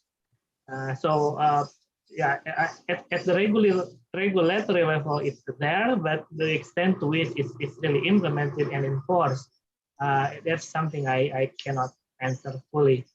So yeah, thank you. Thank you, Pak Ahmad, for the answer. Eric, also thank you. It's less than 30 minutes to closing session, so I will go a little bit quicker with the list of questions that's already been posted here. One now is from Irwan Bashir. As a general illustration in Indonesia, especially in the region Sulawesi Tengah, Central Sulawesi, more specifically the Banggai Regency area, this is where Irwan Bashir came from. Many farmers in the region have complained about climate change or change in weather, which in recent years has made their oil palm plants not bear fruit. Fertilization efforts do not have impact on increasing crop yields, instead increasing the burden of financing. Worse, the regulation regarding the price of fresh fruit bunches has never changed in the last 5 years. And so it makes it even more difficult for plasma farmers. So the question is, do you think there are solutions that can be suggested to the oil palm farmers in dealing with this situation? Both to Eric and Pa Ahmad probably could answer this. Eric, you first. Yeah, sure. I guess, of course, we all recognize that we need to do something about global climate change. That need.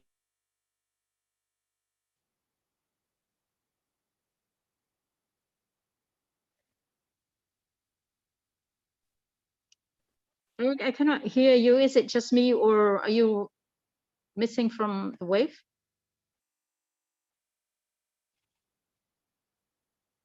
Its regional impacts on the climate. So if you look at, for example, Indonesian Borneo, the amount of rainfall has declined by about 8 in the last 30 years, which is significant on average per year. Temperature has gone up by 1 to 1.5 degrees.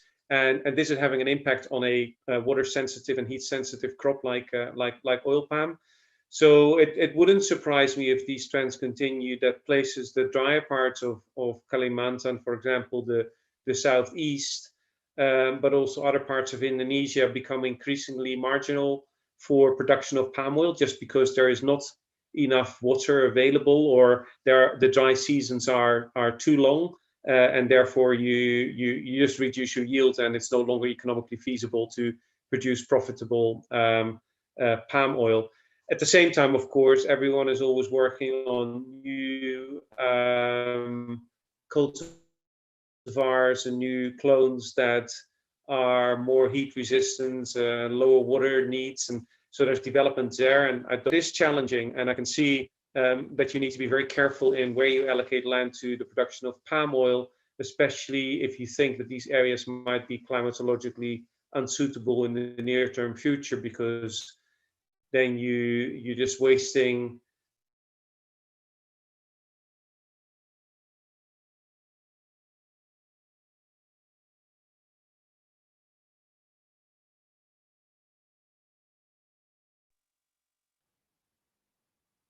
Again, I'm losing you, Eric. Is it just me, or are you losing from the waves?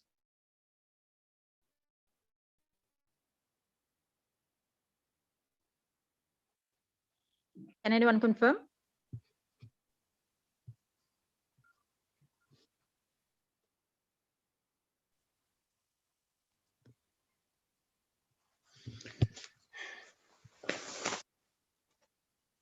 All right. Ahmad, do you want to answer that question as well, or do you want to try another question? There are some. Yeah. Thank you. Yeah. I see it's three interrelated questions or problems. The first is related to the cultivation and the climate, and the second question is related to the price determination, and the third one, it may goes around out or away from the thinking about palm oil cultivation itself. So the first question is technical. So it's and unfortunately I'm not a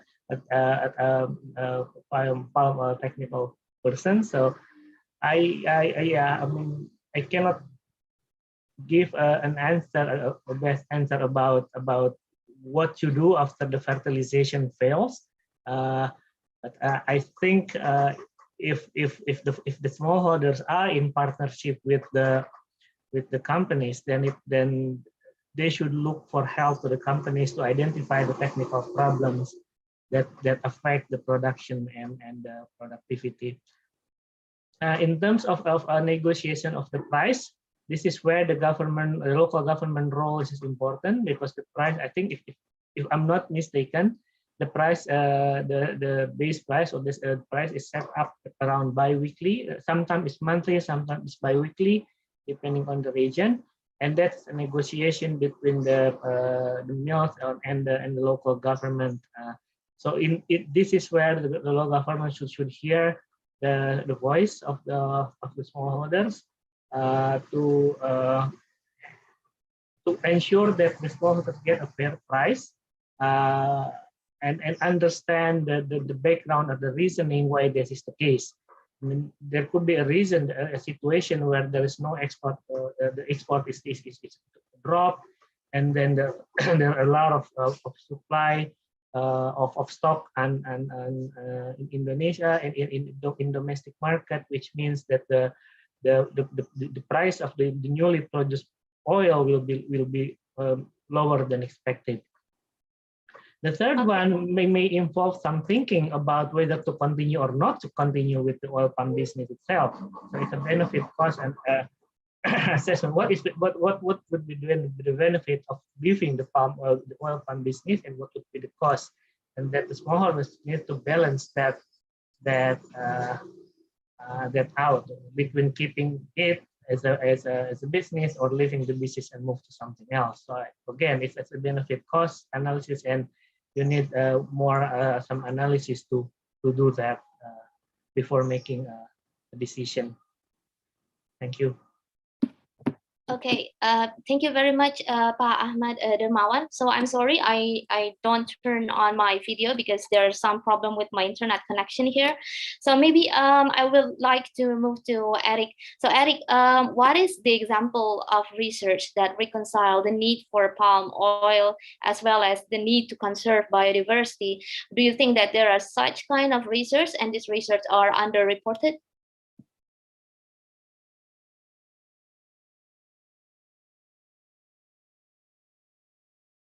Eric, you are muted.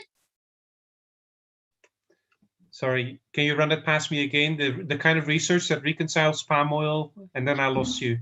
Yeah, that reconcile palm oil and then the need to conserve biodiversity.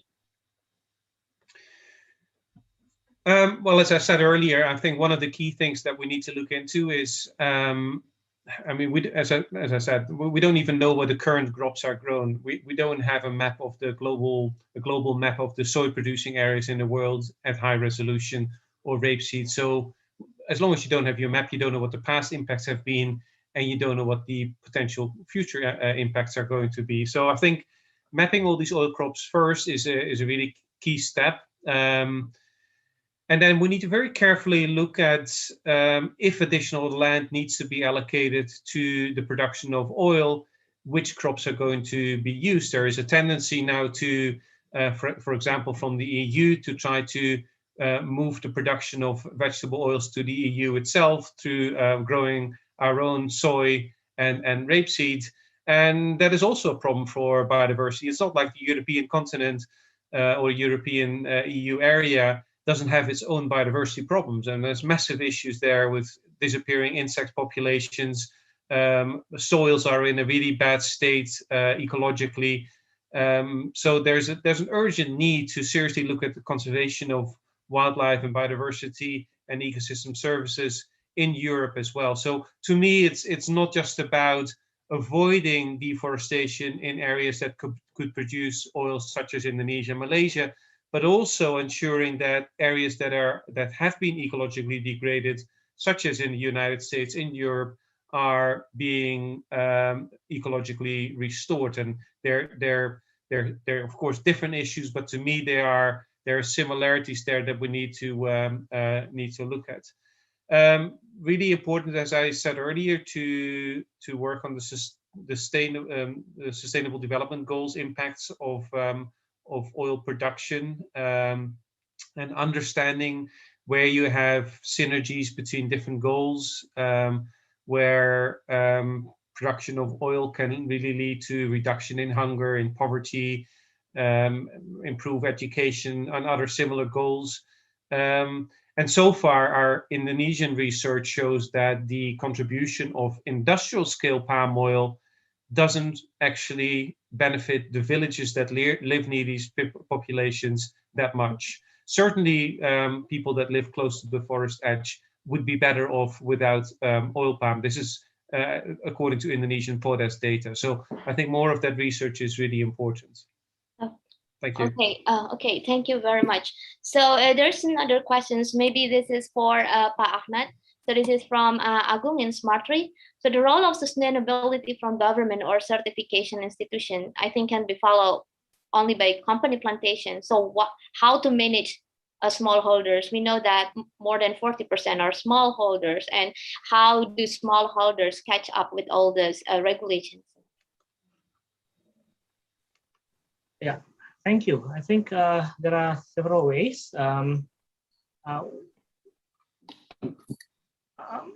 Yeah, I may reflect to the sector, to a slightly different sector that I'm working on, which has similar issue. I'm also working on the timber sector with a similar problem.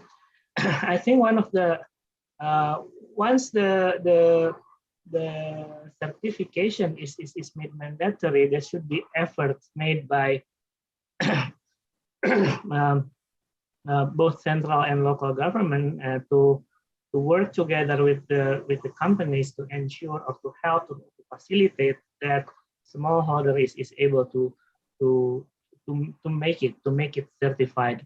One of the challenges, I think, is, as Eric Meyer has mentioned before, is that we don't really know who the smallholder, what is a smallholder or who is a smallholder. A study by CIFOR in 2018 or 19 showed that at least it consists of 6 different groups, from the subsistence until the entrepreneur smallholders, which, if we look at that end of the spectrum, one is maybe not able to even legalize or formalize their operation, but on the other end, they have the means and the capacity to be certified, except that, at least in terms of statistic, most of these entrepreneurs are located inside forest areas, according to that study. So there's been a challenge here. The first is like this challenge is to segregate the first between the go-to areas and the no-go-to areas, the forest areas and non-forest areas. And I think the new omnibus law and its derivative regulation may try to address that, but it's remains to be seen on how that would be implemented.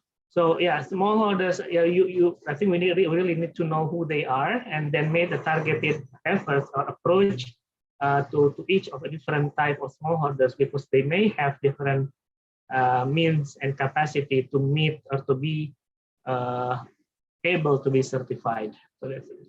Thank you. Okay, thank you very much, Pak Ahmed. So we move into the story of biodiversity. So there's a question: is there any effort from industries to increase biodiversity in their oil palm area? And do you think that this diversity is, diversify effort to improve sustainability effort and reduce deforestation? Eric, maybe you have stories from ANJ?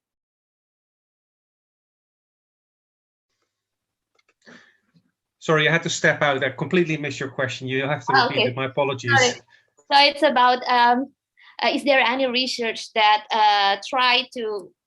is there any industry that try to increase biodiversity in their oil palm area? So I think you have story from ANJ. And do you think this diversified efforts to improve sustainability and reduce deforestation?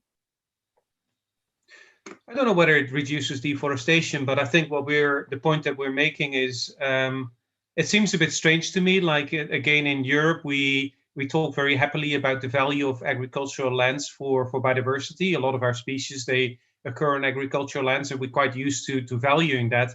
Whereas in places like Indonesia, we tend to talk about palm oil as an ecological desert. There's nothing there. That clearly isn't the case. And what we're finding is that, especially in estates, plantations that are really well managed, where both the conservation set-asides are of a significant size, so the large enough areas, but also the actual plantation area, the company implements anti-poaching management, anti-fishing management, and so on, you end up with quite high ecological values in these plantations. Of course, never the kind of biodiversity you're going to get in a natural tropical rainforest, but nevertheless, this can make contributions in these multifunctional landscapes that have both conservation values and agricultural values. So there's been a fair bit of work done about that, especially in Sabah, Malaysia and Sabah, also looking at the value of corridors and riparian areas. And I really hope that this is increasingly stimulated by any of the governments in palm oil producing countries, because for iconic species like tigers and orangutans, palm oil plantations can really contribute to broader ecological connectivity in these landscapes that still contain forests as well as oil palm. So the better it's managed, generally the better it's managed the better it is for wildlife. Thank you. Okay, thank you very much. Yeah, so do you think that these efforts can only be done by companies?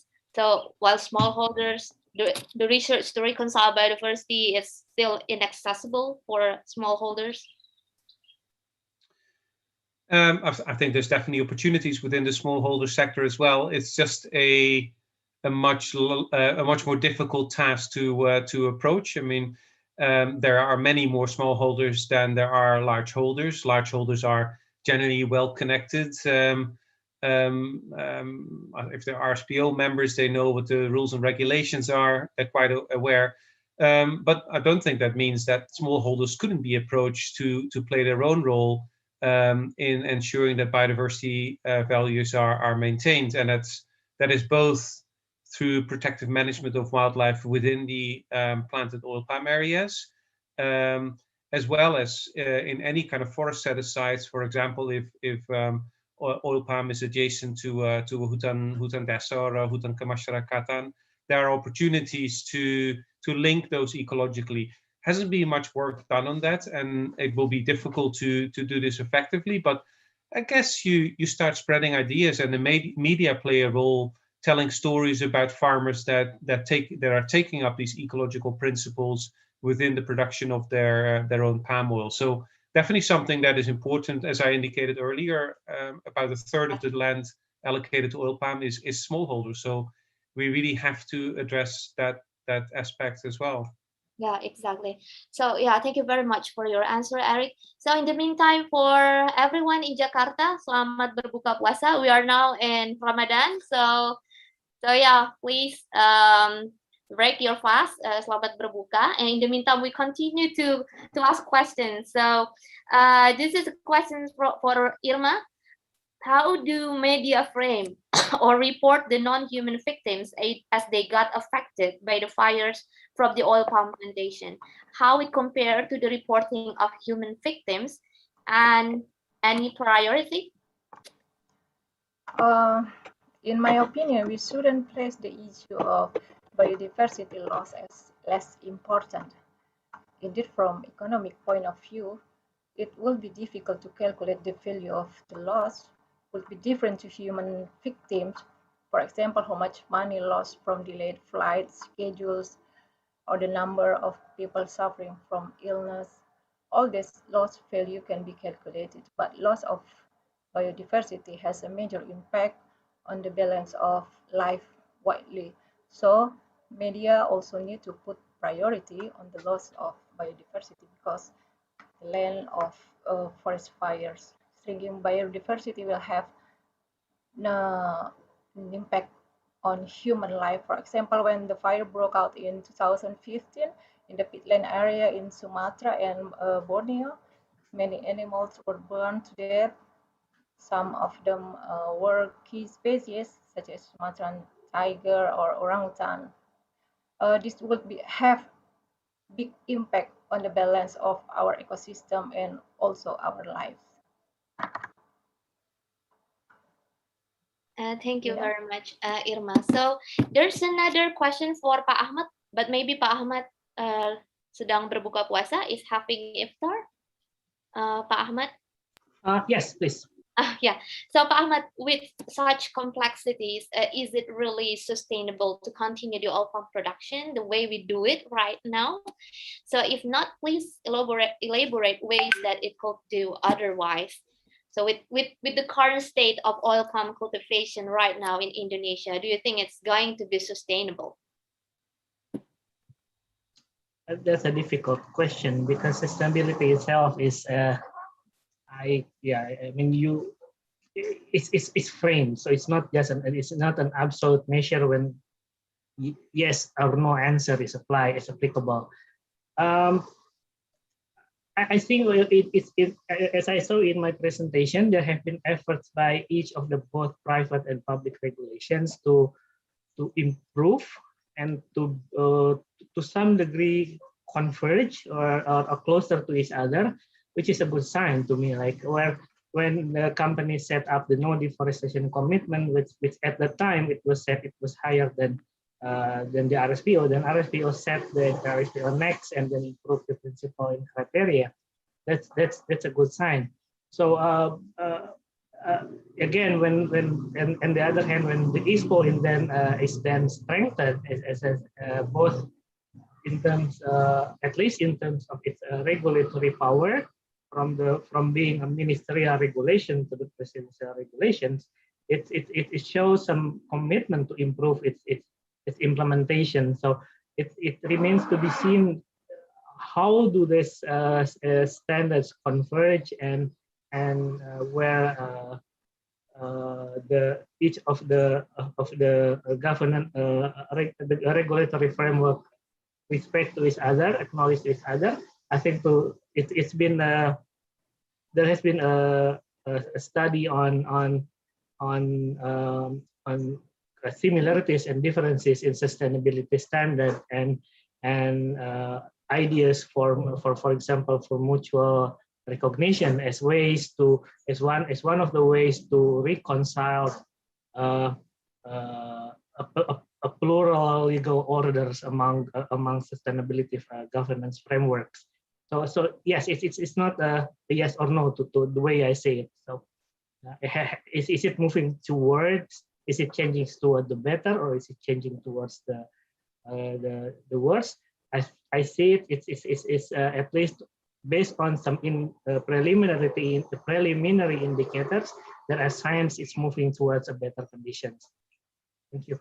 Yeah, we hope so. Yeah, Pak Ahmad Darmawan, thank you very much. So we only have 5 minutes left. Maybe this the last questions for Eric. So in the case of Indonesia, how do you specify which practice is beneficial and which is destructive on oil palm plantation? Especially after we heard stories from Irma, you know, what has been described and how destructive the crop is. And yeah, how do you specify that? Well, I guess you need to look differently at the environmental and the social impacts.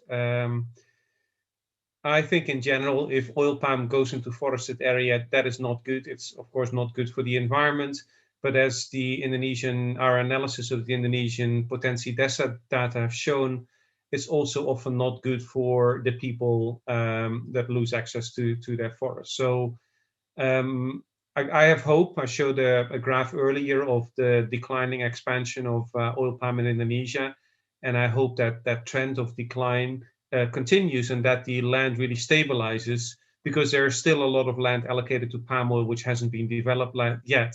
So there shouldn't be a real urgent need to expand the amount of land at the moment. I guess it's clear what are the bad practices in terms of human rights abuses, in terms of labor issues. That is all quite clearly spelled out. It's a matter of implementing it now, and the government definitely plays a role in pushing any companies under whichever certification system they're operating to follow a higher standard of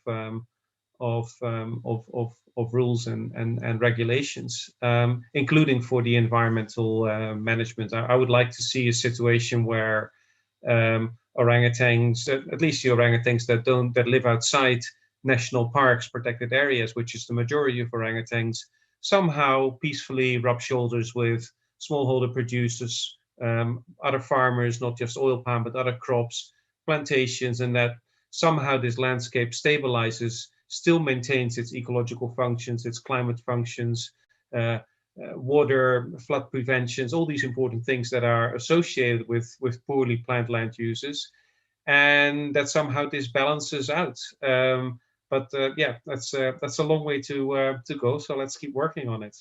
Thank you. Thank you very much, Eric. So I think that's the last questions, because we only have 2 minutes before we close the session. So as a moderator, I would like to sum up the webinar today. So we have heard from Professor Jaburi the role of science in actually inducing a dialogue between stakeholders, and that's what's being done in the oil palm adaptive landscape. So science can never be truth, but science, can be used to actually provide evidence, provide information for decision makers.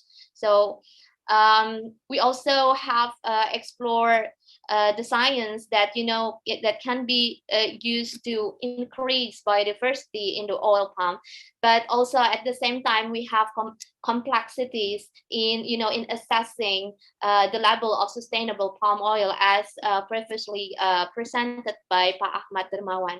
We also heard from journalists that actually oil palm has negatively impacted not only biodiversity but also the people living in the forest. And we heard also from Joseph how actually the oil palm came into, how the oil palm spread it in the global south through the colonial force, and how right now the crop is currently supporting the economy of the countries in the tropics.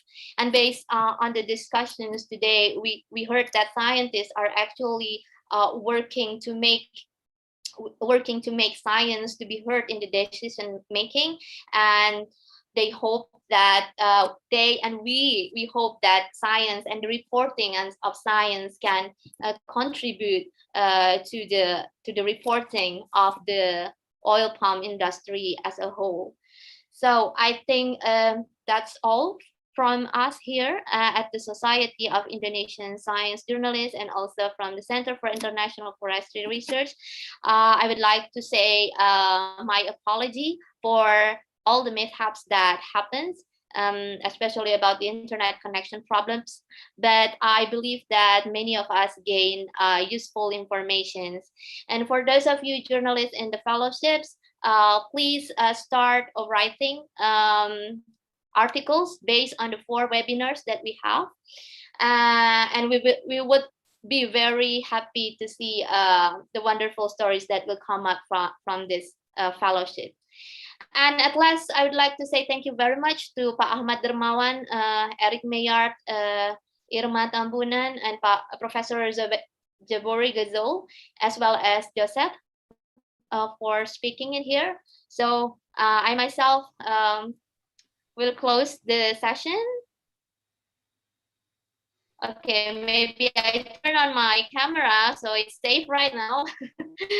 Okay, it's safe right now for the internet. So Irma and Ime, can you take picture of us? And thank you very much for Mbak Dewi Savitri for the co-moderator of the session. Thank you very much. So yeah, 1, 2, 3. Okay. Thank you very much, and yeah, see you. Bye. Thanks for the invitation. Thank Good you, luck. everyone. Thank you, Eric. Thank you. Thank you, Pak Ahmad. Bye. Thank you, Bye-bye. Joseph, Bye. Irma, Selamat everyone. berbuka puasa. Selamat berbuka puasa. Selamat buka Sorry, puasa. the internet connection is a bit, probably a bigger problem than palm oil at the moment. So yeah. Okay. Aduh. Have a good day, everyone. Have a good day. Okay. Thank All right. you. Thank you. Thanks for organizing Bye. this. Thank you. Bye. Gina. Thank you. Thank you. Thank you. Thanks, Thank you. Joseph. Bye. Thanks.